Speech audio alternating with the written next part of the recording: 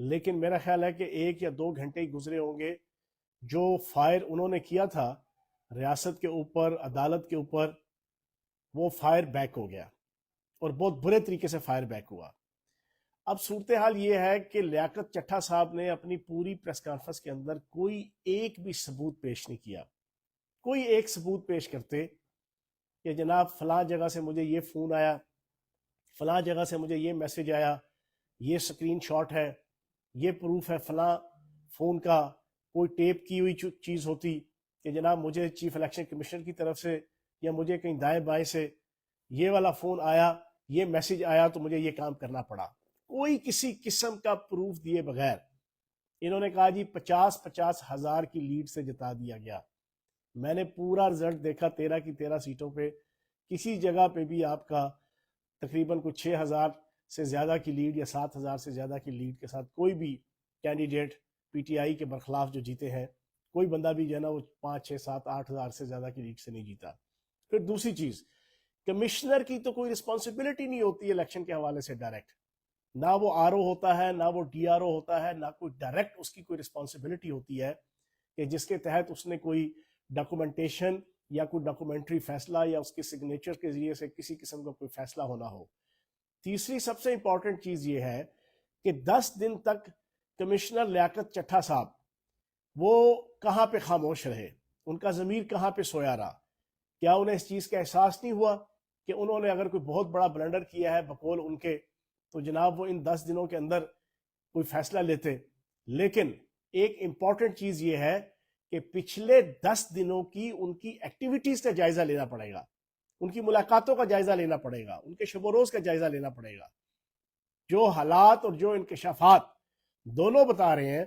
وہ یہ کہ میاں اسلم کے جو وزارت اعلیٰ کے پی ٹی آئی کے نامزد امیدوار ہیں، انہوں نے پریس کانفرنس سے پہلے ایک کوئی خفیہ ملاقات ان کے ساتھ کی ہے۔ انکشافات یہ بتا رہے ہیں کہ میاں اسلم کے ساتھ بہت سی جگہوں پہ ان کے کوئی پراپرٹی کے حوالے سے اور ریل اسٹیٹ کے حوالے سے کوئی آپس کی پارٹنرشپ ہے۔ حالات یہ بتا رہے ہیں کہ 13 فروری کو لیاقت چٹھا صاحب نے وہ امریکہ کا ویزا لگوایا ہوا تھا، 13 فروری کو یہ امریکہ کا ویزا لگوانے گئے ہیں۔ اب یہ پورا پری پلانڈ صرف راول پنڈی ڈویژن کے حوالے سے، باقی اگر ان کے الزامات ٹھیک ہے تو میں نے یہ مطالبہ کیا ہے کہ فوری طور پر چیف جسٹس سپریم کورٹ اس کا سو موٹو ایکشن لے اور اس کے اوپر جناب جوڈیشل کمیشن بٹھائیں، اور صرف پنڈی ڈویژن نہیں، پورا کے پی کے اور پورے پاکستان کے الیکشن کی انویسٹیگیشن ہونی چاہیے۔ اب کے پی کے کا الیکشن ہے، سوائے پی ٹی آئی کے ہر پارٹی کے پی کے الیکشن کے حوالے سے آبجیکشن کریٹ کر رہی ہے کہ وہاں دھاندلی ہوئی۔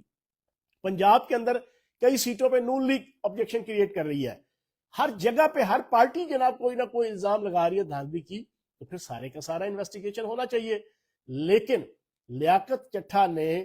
جس انداز سے پاکستان کی سیاست کو اور پاکستان کی معاشرت کو عدم استحکام کا نشانہ بنانے کی کوشش کی، میں یہ سمجھتا ہوں کہ یہ ناقابل قبول ہے۔ اگر ان کے پاس کوئی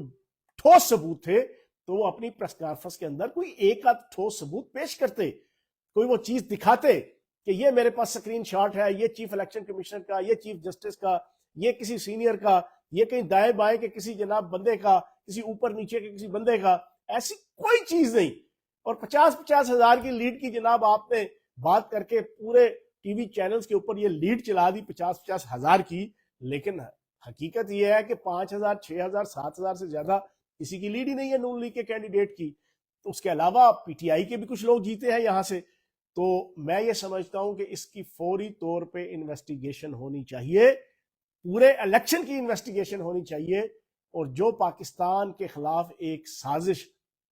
آپریشن گولڈ سمتھ پلس کے تحت ہونے والی ہے اور ہو رہی ہے، اس کی بھی انویسٹیگیشن ہونی چاہیے، اور جو کوئی بھی اس میں قصوروار ہے اس کو قرار واقع سزا بھی ملنی چاہیے۔ پچھلے 2 سال سے پاکستان کے اندر سزا کا کوئی سزا کا کوئی سیٹ اپ ہی نہیں ہے۔ جنہوں نے جے ایف تھنڈر طیاروں کو آگ لگانے کی کوشش کی، ان کے حوالے سے کسی قسم کا عدالتی سسٹم کی طرف سے ایکشن نہیں ہے۔ جو لوگ مفرور ہیں 450 سے زائد پاکستان کی آرمی کی اور سول انسٹالیشن کے اوپر حملوں کے حوالے سے، کسی ایک کو بھی جناب ابھی تک کوئی کسی نے جناب ذاتی حوالے سے یا ریاستی حوالے سے کوئی ایکشن نہیں لیا گیا۔ تو جناب فوری طور پہ لیاقت چٹھا کو جناب اپنی کسٹڈی میں لے کے ان کو باہر نہیں جانے دینا چاہیے. ان کو اپنی کسٹڈی میں ریاست لے, پولیس لے, اور عدلیہ اس کے اوپر جوڈیشل کمیشن بنا کر ایک ایک چیز کی انویسٹیگیشن کرے. اور اگر ان کے پاس کوئی ثبوت نہیں ہے تو پھر ان کی جو خودکشی یا پھانسی والی جو خواہش ہے اس میں سے کوئی ایک خواہش جو ہے وہ پوری کر دی جائے. Thank you very much.